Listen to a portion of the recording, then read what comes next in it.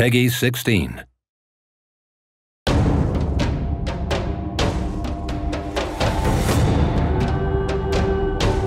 You encountered a lot of pirates in the prequel Risen, as well as in other games that we have developed, and that fitted pretty well with the dialogue style of the games and their quests, so we decided to turn it into a complete game. Previously, we tried to establish as many facets as possible with an equal standing. This time, however, we focused very much on the pirate setting, not least because you are left with almost no choice but to join the pirates.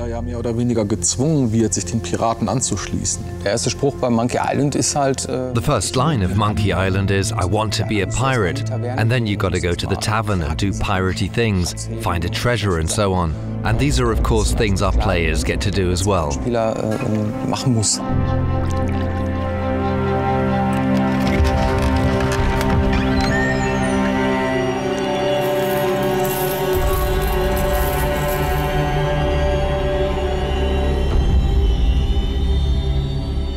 Wie man hier sehen kann, wollten wir raus aufs Meer und durch diese Schiffsreisen halt ein tropisches und exotisches Piratenspiel erzeugen.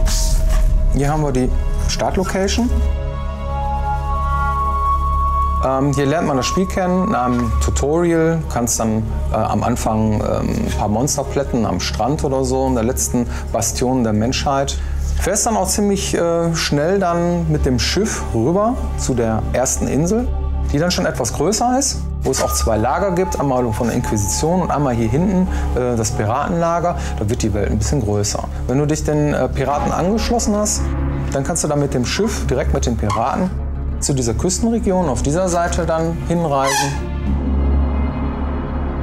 Die Welt wird immer größer und von da ab hast du dann irgendwann, hier kriegst du dann dein eigenes Schiff und kannst dann auch andere Inseln dann weiter bereisen. Es lohnt sich auf jeden Fall am Ende des Spiels, im weiteren Verlauf des Spiels dann auch nochmal Locations, die man schon gespielt hat, nochmal hinzureisen, weil es da auch noch mehrere Quests gibt, noch im hinteren Bereich des Spiels. Also wir haben damals angefangen. Back then, we started with the prototypes. We just built pretty rough landscapes and walked through them, put in a few trees and various placeholders and checked out how it felt. Too big, too small. After that, the prototypes went into production and that's when the game began to take on a life of its own. Teilweise von alleine zu wachsen. In Risen 2 haben wir mehrere Inseln und wir haben... There are several islands in Risen 2. In the past, we built the game landscape by hand. That's a lot of work.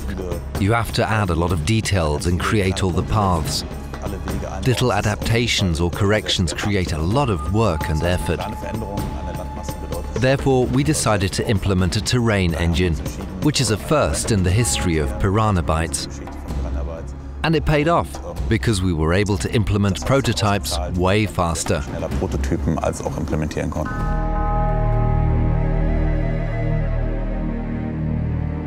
Beim Projektanfang von Risen 2 ging es erstmal darum, ein Setting zu erschaffen. Also wir mussten uns überlegen, was soll es überhaupt werden. Wir wollten halt dieses Regenwälder-Setting haben, karibisches Setting. Im Dschungel ist es eigentlich ziemlich dunkel. Ja, im Dschungel gibt es viel Schattenwurf. Es gibt unterschiedliche Baumhöhen und es gibt viel Bodenvegetation.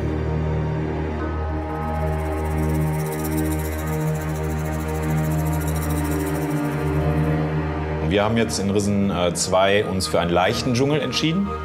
Ja, also weniger dicke, große Bäume, sondern eher dünne, kleine und davon ganz viele.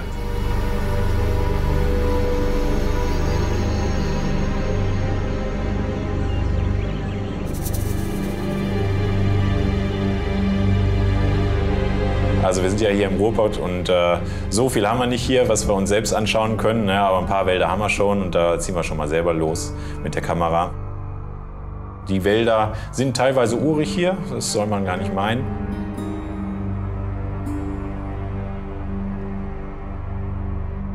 Es ist wie immer gewesen. It was the usual struggle of making it neither too big nor too small. We tried to keep things balanced out. On the one hand, you've got to create a world that's big enough to make it plausible that you require a ship to get from one scene to the next. On the other hand, if it's too big, it gets boring due to the sheer size of it. We used the islands to put certain structures in place. At the start, players have no ship, so they are told to go to Island A, then to Island B, and suddenly you get your ship and you can get to Island C, D, E, F, G, in whatever order you desire.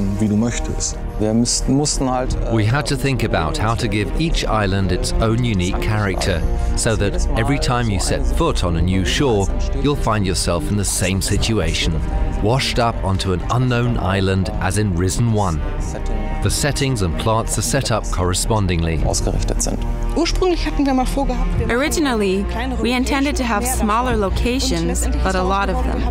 What we've got in the end are a lot of big locations and a lot more fun exploring them.